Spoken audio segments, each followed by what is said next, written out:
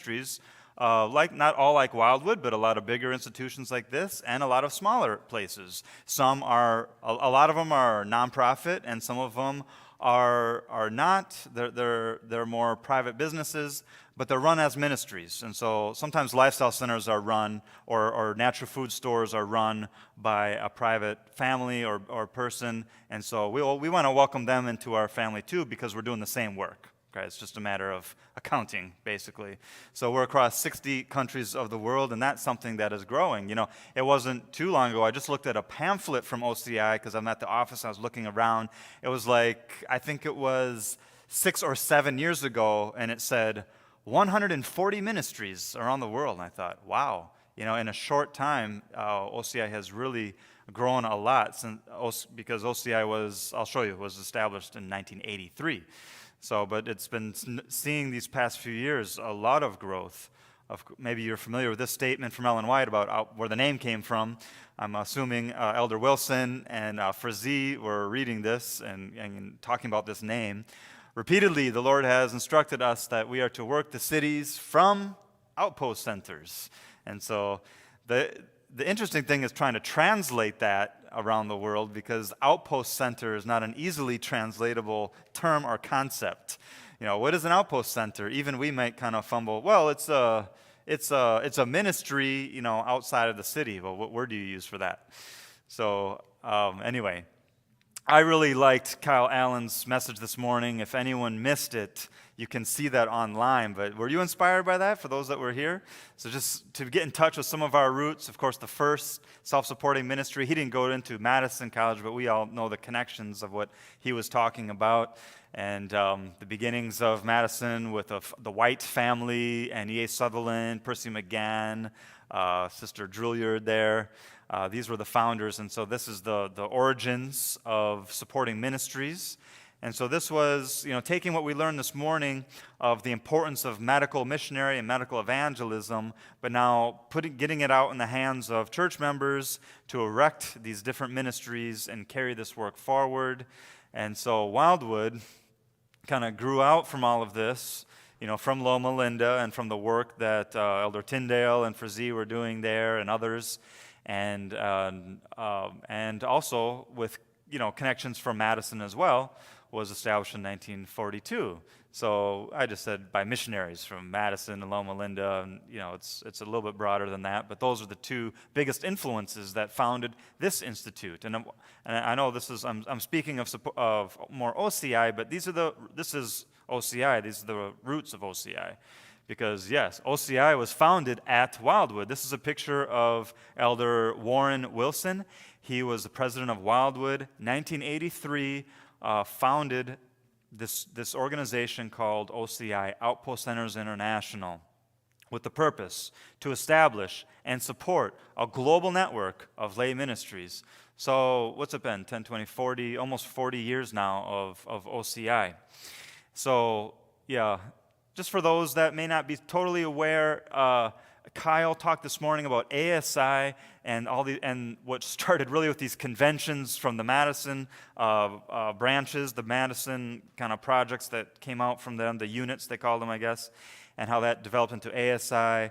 But ASI grew to such an extent that our leaders seem to feel like ministry like OCI was important, that just helped the ministries together. So, because ASI is a bit broader, it's any lay business owner of any kind of business can be a member of ASI. OCI is more focused on the ministries. Okay, and so that's our identity. Most all of our projects in OCI are also members of ASI. So ASI is a little bit broader in one sense and more narrow in another. So it's broader in its membership, but it's more limited in its geography, because ASI is only in the NAD, and if there are other ASIs, they are totally separate organizations or ministries, or I don't know how you explain it, departments of the church. Well, in some places it's department of the church, in other places it's not, and it's very different everywhere you go. There's no global structure for ASI. But with OCI, there is global structure, there is one board of directors, and we work throughout all 13 main divisions of the world So it helps us keep more continuity and vision and unity a little bit more than ASI. Because if you go to ASI in, I don't know, Italy, it looks a lot different than it does in the United States. And maybe some of you are from countries where you've never even heard of ASI. It may not even exist. And that's the case in a lot of places. But OCI is a little bit special in that regard. So just a statement here from the book Evangelism, page 119. It says, speaking of Seventh-day Adventists, that they have been given a work of the most solemn import, and that's the proclamation of the first, second, and third angels' messages. There is no other part of the work of so great importance. They are to allow nothing else to absorb their attention. This is just speaking to the importance of us as a church, as church members, that we have a responsibility in spreading the three angels' message. It's not just the job of the pastors and the church administrators. We shouldn't allow things in the world to completely absorb our attention in business or other things while ignoring God's mission.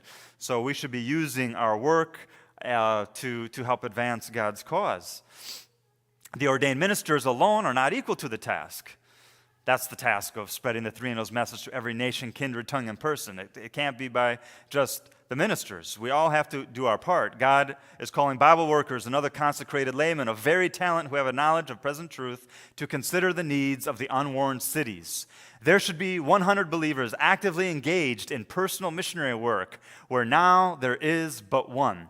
And so this is a special calling for God's church. It is not a calling for us to all be salaried by the church. There is no financial plan for that. So if we're all going to be engaged, if everyone is going to be engaged, we have to find ways to do it in sustainable ways. Okay, so that is really what OCI is about. These are ministries that are self-sustaining through their ministries, through their business, through some fundraising, and etc.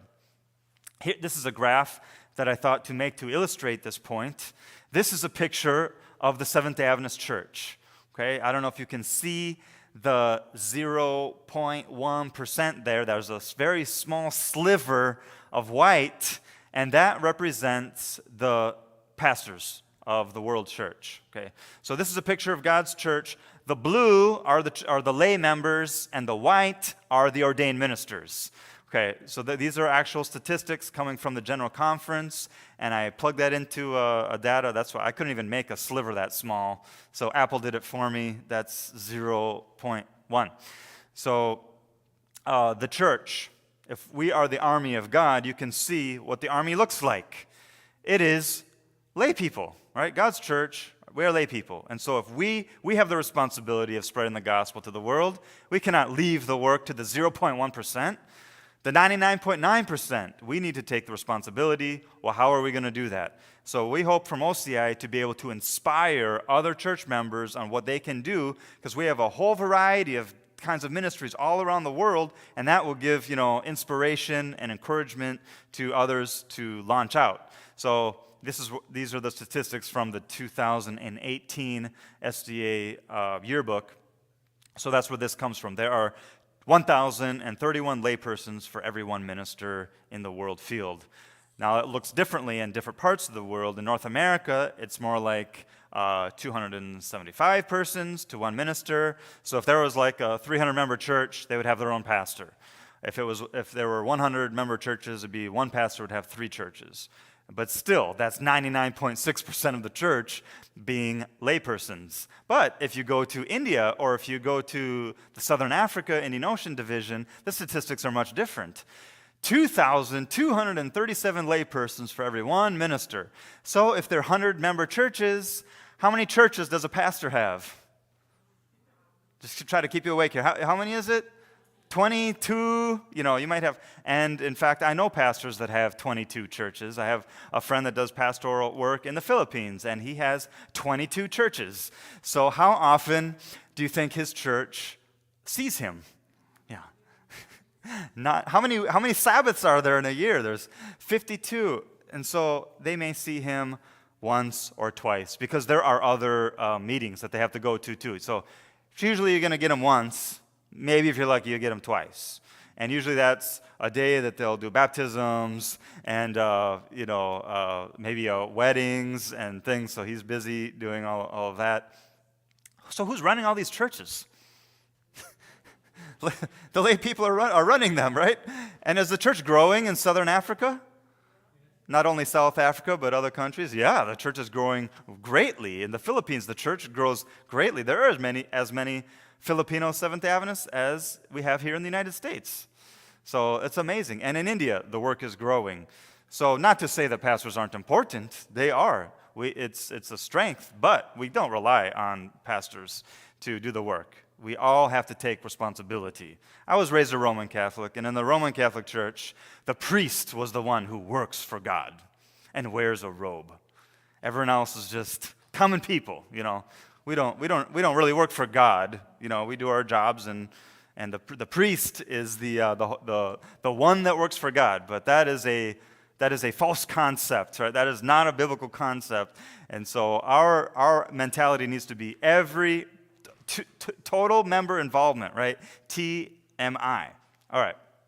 So one last statement, and I'll show you some projects here.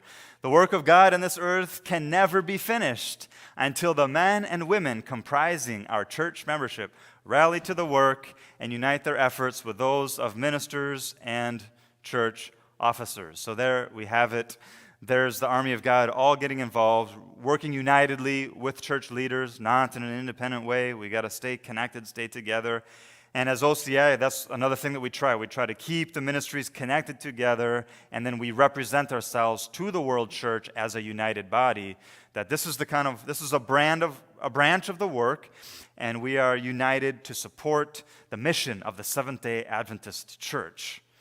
So now I'm just going to go through some of the projects, some of the 230 projects, and some of them you may know, and some of them you may not know. This is one of the newer ones. It's in the country of the Philippines, and it's called Siloam Valley Institute. This project was established by a team of Light missionaries. Light, another global organization founded really here at Wildwood and with the partnership of OCI. And so Wildwood definitely has fingers in it. Alain Bautista is alumni from Wildwood, and he helped give guidance and counsel to establishing this project here. It's in the south of the Philippines. They are doing a fantastic work. So if you just want to see the kind of life there, if you want to go as a missionary to the Philippines, they live in little outposts, and these are the kind of outpost accommodations that they have. No running water, just a simple bamboo hut, no electricity. And so you pour water over your head behind the building for your bath, and there's a hole in the ground. And so that's how the life there is very simple. But they live in the outposts, but they work in the nearby city town. And here they have established a vegetarian restaurant. And here's one of our young leaders. His name is Giomar, and Giomar is one of our school directors, and here he is giving a cooking school at the restaurant, which they've been very successful reaching the community. Along with that work, they've also done a lot of health expos, even during the pandemic. Here is them doing some health expo activities and bringing people into meetings. So this is an evangelistic meeting, kind of like what we heard Elder Tyndale was doing, using the right arm of the gospel, bringing the community in with health lectures and cooking classes, and then making gospel presentations. And this effort resulted in more than a dozen baptisms. So we're really grateful for that progress and that work. Another project that is an OCI ministry that was helped established by Light as well is the Healing Way, Indonesia. So this is a little mission school that is training people to reach Muslims with the gospel using the right arm, which is really important in Muslim territories. Here you see Muslims attending our health expos there. We've done private Bible studies, reaching them in the home. But here, this was even a greater example of how the health message can be used to reach. This is not a community like Health Expo or big meetings or effort. This is a grocery store. It's a health food store. And this store was started by two businesswomen that connected and met with our light team there, Elaine and Irene Bautista, and decided to open up this store as a city mission in the city of Jakarta, which is about 10 million people in Jakarta. It's a very busy, congested place. But there are more Muslims living in Indonesia than in any other country of the world. There's a high Muslim population, very dense, but Jakarta has people from all religions there. And so this is just a picture of the restaurant, or of the health food store. They don't have the restaurant. But they wanted to mingle with people and figure a way to get closer to them. And so they established a health club, which they used an upstairs meeting room to meet every Sunday. And they were having big crowds of up to 80 people attending their health clubs, where they were mingling, getting to know each other, doing cooking classes, and bonding together. And that opened doors for them to really, invite them to church. But the church was kind of far away, and it's congested. So they thought, well, let's rent the third level of this building and open a church. And so that's what they did. So the first level of the building is the store. The second level of building is the health club. And the third level is the new Seventh-day Adventist church. And so that model went really well, and so they've replicated it 4 times. So there are 4 new Seventh-day Adventist churches in Jakarta with these 4 health food stores and with the 4 health clubs. So health food stores, that is a sustainable ministry that can support financially its team and can be a tremendous evangelistic outreach, as proven here in Jakarta. This is a good plan that we believe could be replicated in many cities of the world.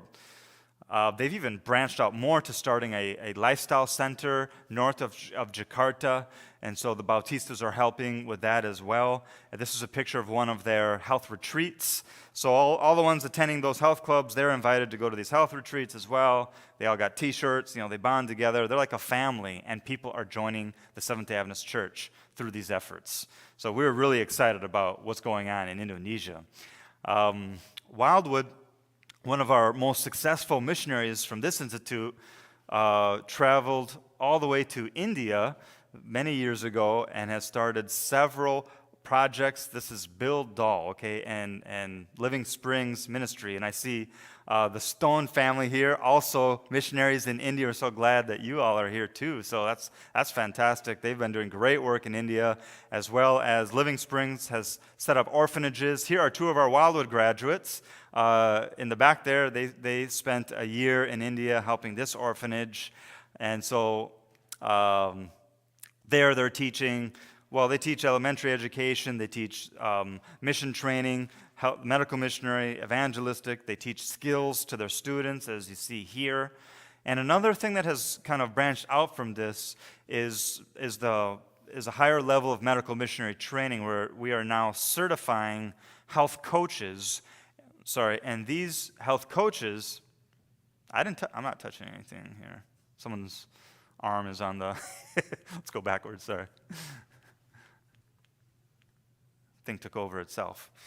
All right, so on the second row on the right is Joshua Subash. He's a graduate from Wildwood, and he's helped to establish this health coaching training and establishing a clinic where people come to register for in-home health coaching, where they make 17 in-home visits over a 90-day period. And this has been a very successful and sustainable way of doing evangelism in India, because it's totally legal as well. They don't really want you proselytizing so much in India, and because when we were doing door-to-door work with the gospel, we were not very welcomed with that. And even by using health as an entering wedge, they complained that we were just using health, to try to give Bible studies. But now, these people are paying us to come into their home. We were offering to do it for free, but if they pay us now, the government is totally fine with that. And now that they're paying for us to come into the door, now it's financially sustainable. So we have more health coaches that are growing and are able to do this work. And India is a huge field. There is lots of opportunity to coach people on an individual basis. I mean, one person might have 3-4 families that they're helping, and that's enough to sustain them. So this is something that's growing, and we're really excited about that, different ways of sustaining and doing missionary work. The Pearl is a new lifestyle center in the country of Kazakhstan, and a family from Wildwood that were trained here, Dovlet and Svetlana, were trained at Wildwood several years ago, and of course they helped in several places around the world, Ukraine and elsewhere, and are now the founders and leaders of this beautiful lifestyle center, which is just 2.5 hours out of Almaty. And so keep them in prayer. There are challenges, obviously, in that region. This is former Soviet Union territory, and so there's some anxiety in the air of everything going on there.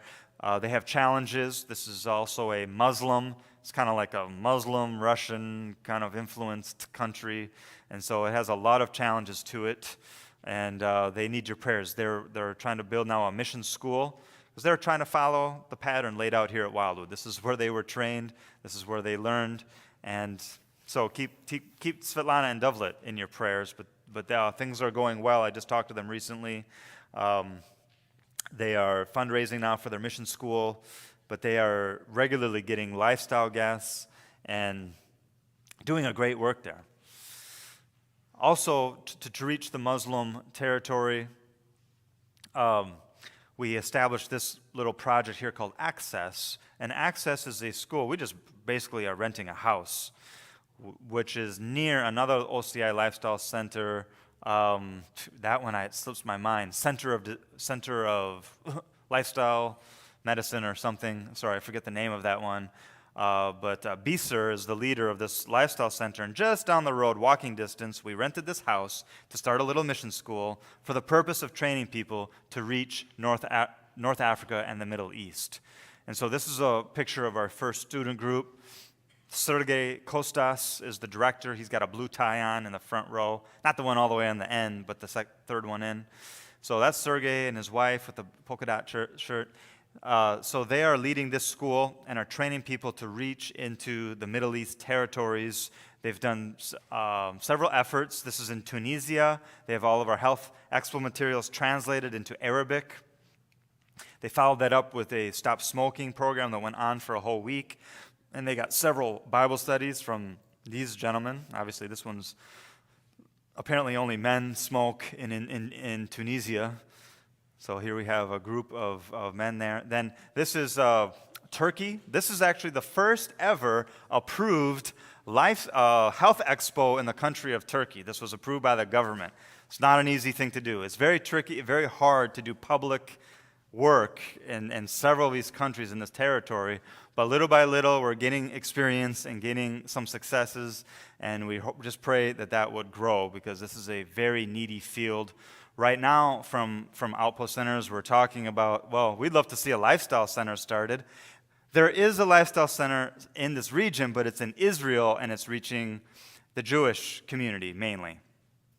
We're hoping that we could see a health work developed more to reach Arabs and Muslims throughout this territory. So we're thinking, we have different ideas, maybe doing a mobile New Start lifestyle programs in different hotels, just renting places and kind of staying on the move, and starting like a health coaching business where they get individualized coaching to follow up those lifestyle programs. So there's just some different ideas we're praying about. Please keep that in prayer. If you have ideas about how to better reach the Muslim world in the Middle East, we are all ears, because that's something we really feel burdened about. Well, down now in Africa, this is a very important ministry that Wildwood played a significant role. In fact, I don't believe Riverside would be in existence if it wasn't for Wildwood. Several leaders from Wildwood went there to help start this ministry in the 1970s. Riverside is a beautiful outpost in the country of Zambia, not too far from Lusaka.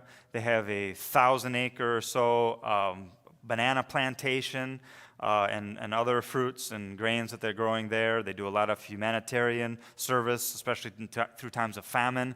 This is a lifestyle program that they're running, small. They have a mission school. They do a lot of great work there. So Riverside is there and looking great. And so, yeah, keep the work there in prayer.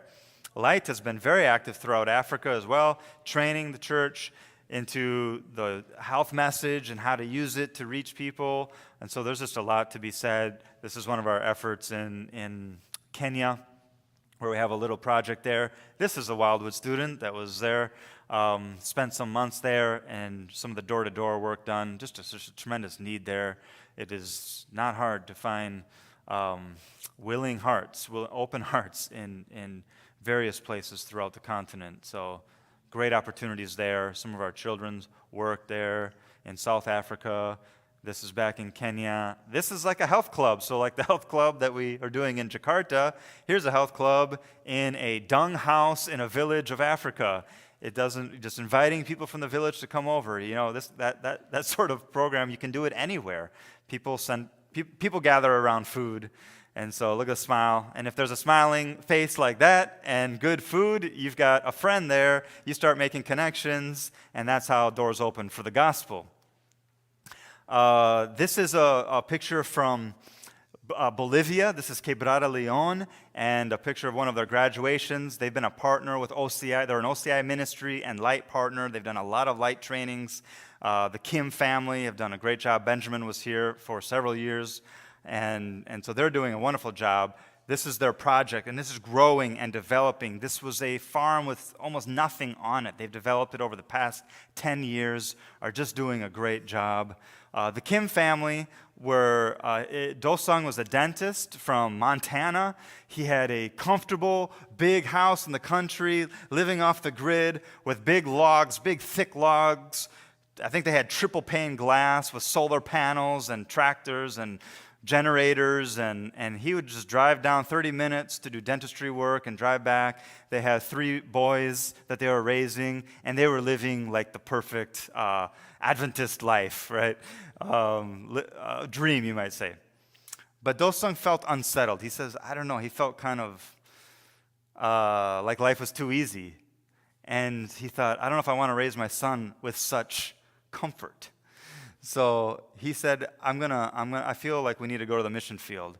So he quit his job, sold his property, sold everything, and moved to a country that he had never been before, Bolivia. He just thought, Bolivia, we want to go to Bolivia. I remember meeting him before he did that. I said, have you ever been to Bolivia before, Do-sung? He said, no, I've never been there before. Do you speak any Spanish? No. I don't speak even a word. I was like, and you're quitting your job and moving there? I was like, wow, that's amazing. Not many people would do that. So you might want to go down and just see it, first before you move your whole family there. He's like, no, it doesn't matter what it is. We're going.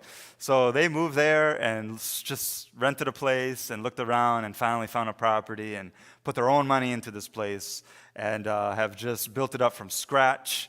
And Bolivia is a country that the health message was very foreign to the Adventist church. The Adventist church was not very aware of the Adventist health message, and not only not so aware, not very open to it. To be more plain in the way of explaining it, but. So this ministry has done such a good job to open the hearts and open the minds of the Adventist church there. And they are so open now. So the church is asking us, can you do another light course? Can you do some training here? And we've done, I don't know how many light schools, probably a dozen 1-month light schools, plus they have a 6-month mission school like we have at Wildwood and a 1-year advanced course. And so things are growing there and doing really good. So, God bless us. When people sacrifice, and they just launch out in faith, God's going to bless that. You just felt like he was, and that's what it's been there. Another project this is an example of another family that was trained at Wildwood, worked at Wildwood for 7 years, is the Santos family from Brazil. They're citizens. They stayed long enough at Wildwood to become citizens of the United States. But, their heart was longing for their country, and that's the case for many. And so they decided, just when they got their citizenship, they said, well, let's get out of here now. So so they can come back whenever they want, which is very handy. It's very great. So I'm glad for that. But they They moved down to Brazil, and they were just praying, for an opportunity. And they moved down because God gave a providence. This whole facility, which is a large structure, there are many rooms. They can handle over 20 lifestyle guests in this facility. Commercial kitchen, offices, classrooms. It's really outfitted very well. All they had to do is put some paint on the walls, fix some windows. And because this whole place was given key in hand. You can have it. They didn't have to pay anything for it. And it was just a miracle, I mean, it was not being used, and it was just shut down, sitting there vacant for many years. And someone found out about us, and someone was an Adventist, and they had an influence in it, and they gave it to us. It didn't happen the first year, but once we got the project started, they said, okay, they actually turned over the property. So what a blessing. We just set up a hydrotherapy in the basement, which is open air. It's just a bottom floor. And so this is a beautiful place. I don't have a lot of pictures of it, but this is Serra do Cipó. That's how you say the name of this lifestyle center, Serra do Cipó. And it is a beautiful, it's in the Sierras. The word Serra is like the Sierras. It's in the mountains. It's very dry and sunny. There's a beautiful view out from that. This is the roof of the lifestyle center. When you're out on the porch, you're just looking down this huge valley. It's absolutely stunning. And then this is the gardens that they have, and the picture is taken from the new school building, which is this. So this is their medical missionary school. They are running a 6-month course, just like Wildwood, and their students are working, like here. They're working on the farm, they're working in the lifestyle, they're working in the kitchen, they're working in the cleaning. It's the same, it's a lot of the same work wherever you go. So students, those of you that are in those departments, yeah, that's a good experience. Now, if you go to a place like this, you're like, oh, I know how to work in that department. So they through the pandemic, somehow this school has been doing better. Most schools have been doing not as good. Us here, Wildwood, our student numbers are down. Here, they've tripled almost. They have 30 students now at this little project. It's incredible. And so God has been really blessing them. And so keep the work there in Brazil in your prayers. Brazil, the work is growing. I could show more pictures, but there are new projects getting started, several new lifestyle centers, new mission schools. This is a very new concept. Most Brazilians have no idea about this kind of work. And so there's a lot of education needed. Do you know how many Adventists there are in Brazil? Almost 2 million. I mean, there are almost double the amount of Adventists as in the United States. It is a huge movement. But yet the health message and this type of work is still like unknown almost. So with all the light schools, I mean, there have been probably 20 different light schools. We've trained probably around 1,000 Seventh-day Adventists down there. People are waking up, and when you get them in these courses and you show them what's going on and give them some training, they get their own visions, and God blesses them, and new places are popping up all over the place now. So it's exciting to see that kind of growth. This is a project, now I'm going over, I just have a couple more. I promise I'm not going to go a second past 5 o'clock. This is TGM. I'm not going to try to pronounce the name. That's an abbreviation. It's I don't know, Gesundheit something. This is a training and health mission institute. An Adventist businessman who owns a hydraulic company, got inspired about medical missionary work. He's like, well, what can I do? I'm an engineer. I'm a businessman. How do I get into medical missionary work? He's like, well, I'm going to buy a lifestyle center and try to start something. So he spent €1 million, bought a bed and breakfast, and put all his money into it. And he just said, Lord, my business is your business. Just take my profits. He lives a very humble way. He drives a simple car. He has a simple house. And this guy pours hundreds and thousands of euros into the Lord's work. It's really inspiring. And so Wildwood, he needed Wildwood to kind of get it going, because we had, I forget how many of our graduates went over there. I know Amanda was there. Joel Stapleton was there working for over a year, and several others. Sabrina Krakalinig was a Wildwood graduate. She is still there, And so a lot of Wildwood influence helped establish this place because, well, Klaus is running his hydraulic business. It's not Klaus running this place. It's Wildwood people, really, that have been running it, and a lot of others that they've been training over the years. It's about 12 years now that this institute has been going. So pray for TGM. And Klaus has been sick. He's been diagnosed with bone cancer, and so he is asking for prayers for him. He needs a miracle of God to preserve his life. So please keep Klaus in prayer. Ukraine, look, I'm not going to elaborate much on this situation because of time is out. Tomorrow we're going to give a very short report, and I think it'll probably be focusing on the work in Eastern Europe. So I will save that. We'll just give a short report before we do our historical tour and talk. So this is just a fantastic ministry. I want to talk about it. I'll do that tomorrow. We'll just keep going. But this was started in the late 1990s and was largely influenced by Wildwood. Charles Cleveland and others helped to establish this place, as well as Hergalea, another one involved in this crisis.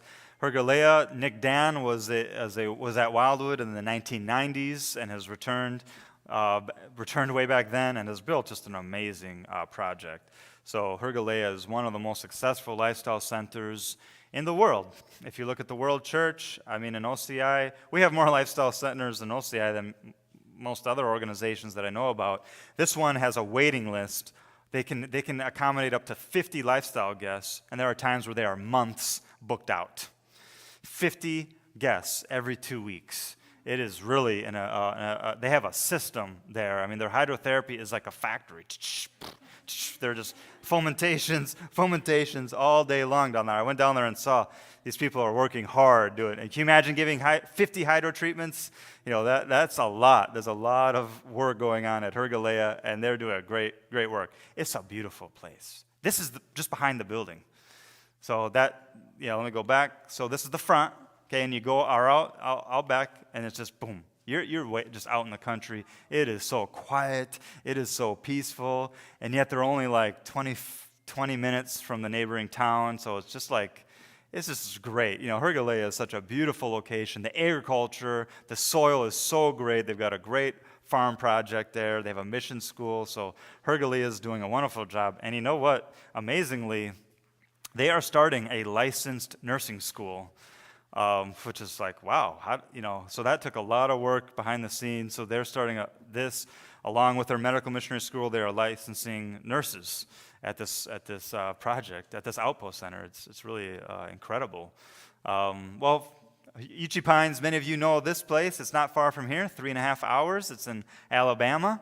You got to go down to Atlanta and then kind of cut over westward, and you're in Seal, Alabama. Uchee Pines, great project. Also, the Thrashes, of course, came up to Wildwood and got some vision before starting that institute. Eden Valley, as far as I know, this is the oldest ministry that Wildwood helped to start in the late 50s, 1960s, somewhere around there is when Eden Valley started, and there was a team from Wildwood that came. You can hear tapes of Frazee preaching when he was at Eden Valley, preaching the sanctuary message at Eden Valley like in the 1960s. So we were just near there last week. They are doing really good. Their farm project is just wonderful. A lot of Wildwood staff. I see some familiar faces there. Linda Gregory and some others are there. Shanielle will maybe be going there soon. So Eden Valley is doing really great. They're at the foothills of the Rocky Mountain National Park. It is a beautiful property. They have a health food store, a lifestyle center, a mission school, an organic farm. They sell a lot of produce in town. They're doing just really great. So praise the Lord for Eden Valley. So keep them in your thoughts and prayers. Okay, so the rest, actually, I'm going to stop there as I committed. I'm going to give a short talk tomorrow to wrap up a little of that, but I want to elaborate a little bit on the Ukraine crisis. We have 4 OCI ministries in the Ukraine and several others in neighboring countries that are heavily involved in helping with the refugee crisis there. So if you wanted to hear a little bit of an update about that and a few other projects, you could do that at 3 o'clock. We'll meet here. We're going to have a little mission report. Then we're going to do a history of Wildwood, and then go on a Wildwood tour around the campus. So that's what tomorrow afternoon is looking like. So that'll start at 3. All right. Thank you for the time this afternoon, though, and sticking with it through to the end. Why don't we bow our heads? We'll have a short prayer. Father, thank you so much for this special day. It's a special time, 80 years of Wildwood, and just to reflect on some of the influence of Wildwood around the world is so inspiring. But we know that it's not about Wildwood, though. This is your message that you've given to us, and we're just privileged to be a part of it. And we know a lot of these ministries face challenges, so we lift them up to you in prayer. Those that may be battling sicknesses, we pray for Klaus. Those that are battling political situations, economic crises, we just pray that you would help your people through whatever challenges that they are facing, and that we may help inspire a generation of church members that are getting involved in ministry, that are starting these different supporting ministries, that we may help hasten our Lord's return. Thank you so much for blessing this day. And as we prepare now for the Sabbath, we just pray that it would be a high Sabbath, it would be a blessing. We pray for Dwayne Lemon and others that will be presenting. We just ask for your Holy Spirit to be here and your presence. For we ask in Jesus' name, amen. Thank you very much. Have a good evening. The program tonight, Sylvia, some more announcements.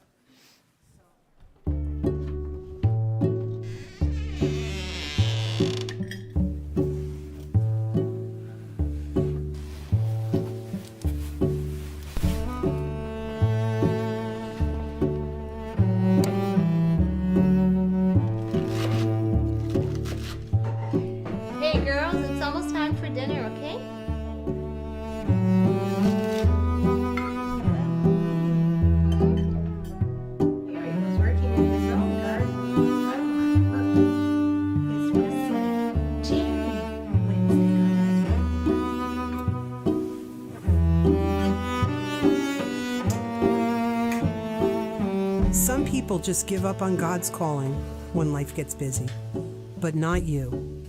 With Wildwood's online health evangelism course, you can study how to reach souls for Christ whenever you find some time for yourself.